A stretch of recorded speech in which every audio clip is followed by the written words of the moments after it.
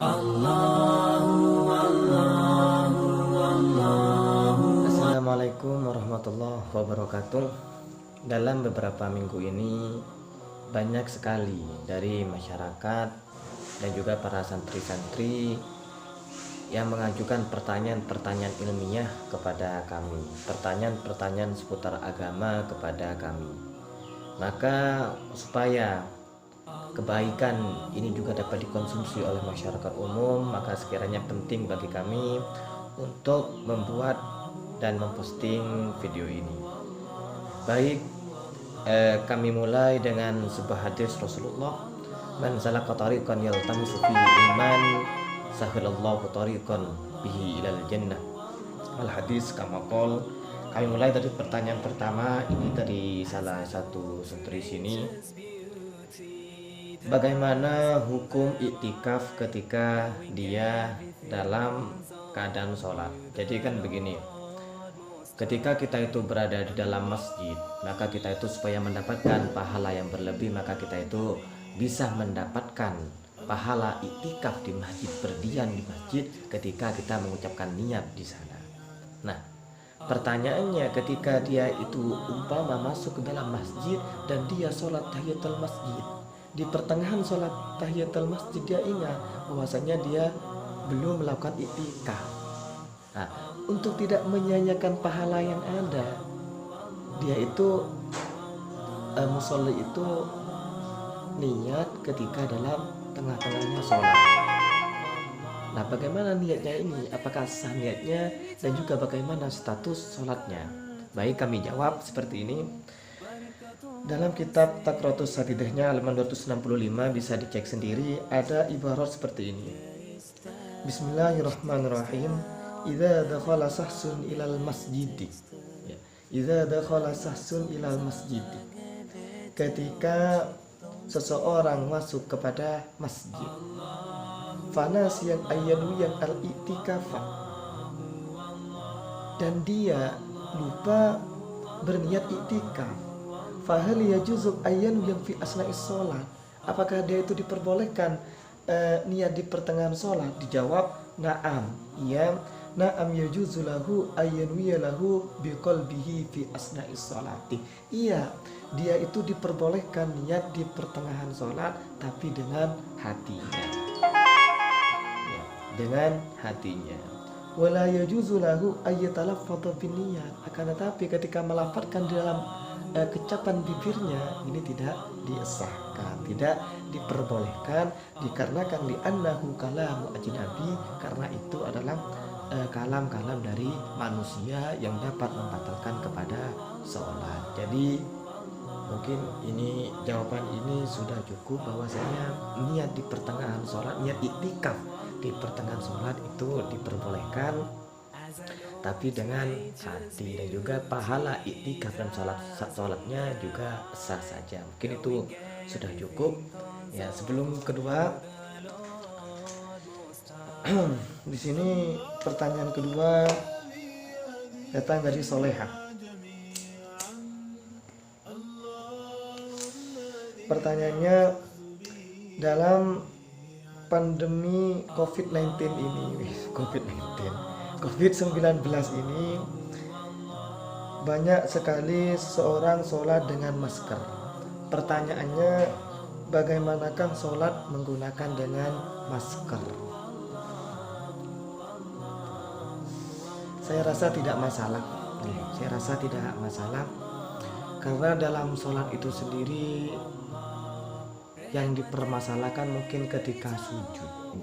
Ketika sujud ini ada beberapa anggota tubuh yang harus menyentuh kepada mahal sujud.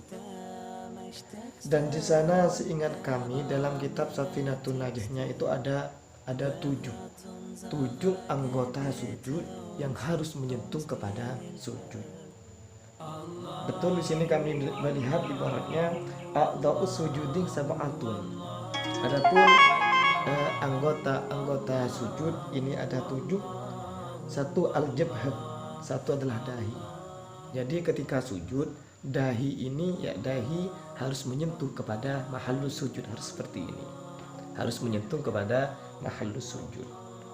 Umpama kita rambutnya seperti ini, contohnya gini.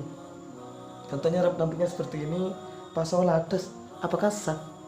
Ketika ada sebagian jebheng saja, meskipun ini ketutup seperti inilah, sebagian menyentuh kepada mahallus sujud itu sudah sah meskipun tidak dari keseluruhan mahallus sujud. Ya, meskipun tidak keseluruhan dahi, ada sebagian dari dahi yang menyentuh kepada mahallus sujud, ini sudah sah-sah saja.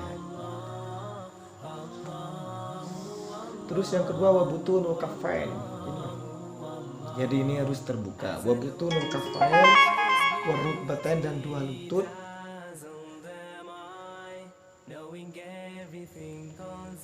Dan juga wabutunul asabi'ir rijlain, dan dua bagian dalam jari-jari kaki. Jadi harus sujud ini kan ini jari-jari kaki harus seperti ini. Itu juga yang sahkan. Dan juga syarat dari mahallus sujud ini seperti apa? Katanya harus adanya dayur sampai kepada mahallus sujud. Terus bagaimana dengan sajadah? Apakah itu termasuk ha'il, penghalang antara dahi dengan mahallus sujud? Ternyata tidak sedemikian. Wa an la yusjuda ala syai'in yataharraku biharakatihi, dan juga harus tidak bersujud kepada sesuatu yang bergerak ketika kamu bergerak. Contohnya sampai pakai surban dilihatkan kepada ini. Kemudian ketika sujud, surban itu menutupi dahi Anda. Nah begini, berarti itu batal sholatnya. Kalau sajadah, karena ketika kita bergerak, sajadah tidak bergerak, maka sah-sah saja, dan itu menjadi mahallus sujud kita. Seperti itu. Mungkin cukup ya pertanyaan kedua.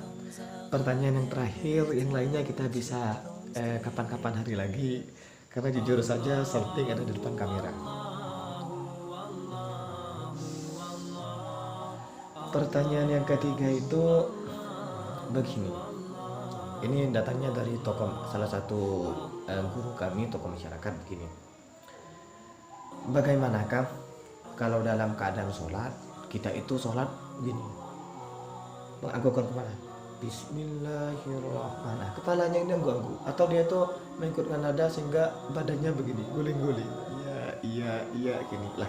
Apakah itu mempengaruhi terhadap sholat kita, gerakan-gerakan yang seperti tadi? Baik, kami jawab seperti ini. Kami menemukan ibarat dalam kitab Ihyatus Zenyab kan seperti ini. Pergerakan-gerakan dalam sholat yang membatalkan terhadap sholat itu adalah tahrus sakil, adalah gerakan-gerakan yang berat. Sehingga kalau gerakan-gerakan yang enteng, yang khafif, ini tidak membatalkan kepada sholat. Terus seperti apakah gerakan yang sakil itu? Seperti apakah gerakan-gerakan yang khafif itu? Di sini dalam kitab Bulughul Maramnya ada 7. Jadi sekiranya ketika anggota ini bergerak hanya satu, contohnya jari bergerak seperti ini masuk kepada khafif. Ketika seperti ini bergerak dengan dengan telapak tangannya, ini sudah masuk kepada kategori sakil. Contohnya lagi kuping banyak, contohnya ada yang bisa bergerak, kelopak mata contohnya, kelopak mata begini. Nah, itu tidak membatalkan kepada sholat. Tapi kalau sudah dengan kepala, ini berarti masuk kepada kategori sakil yang membatalkan kepada sholat. Seperti itu.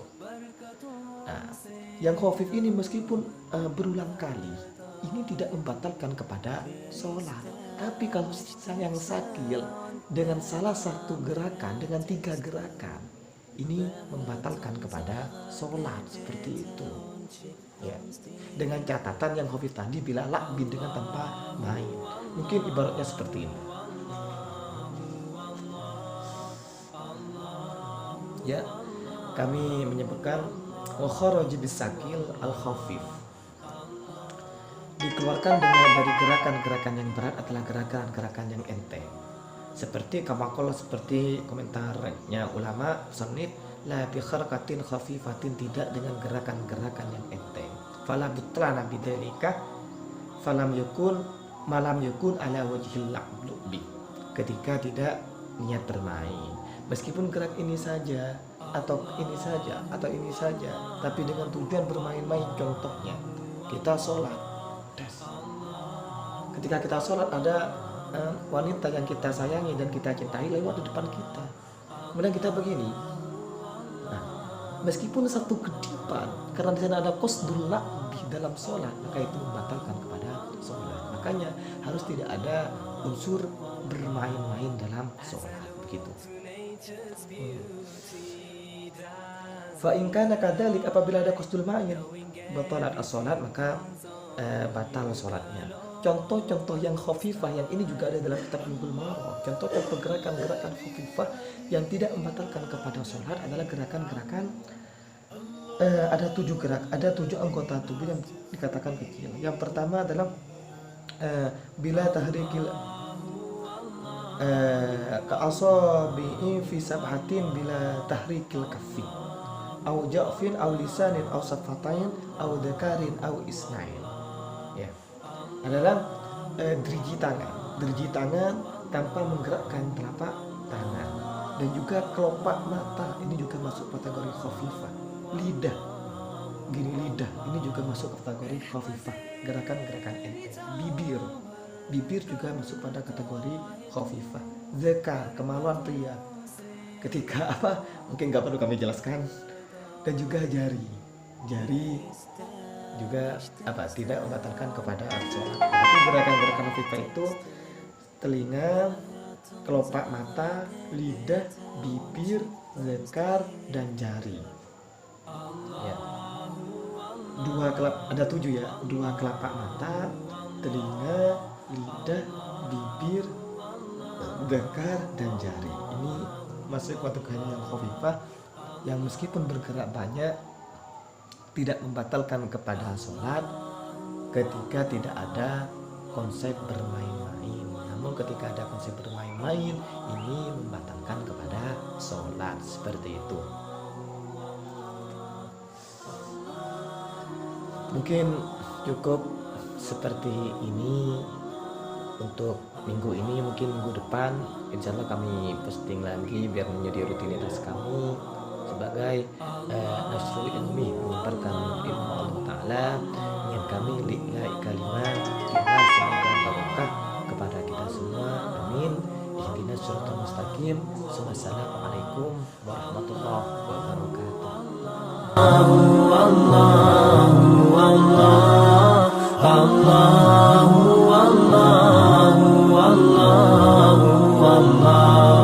As I look to nature's beauty.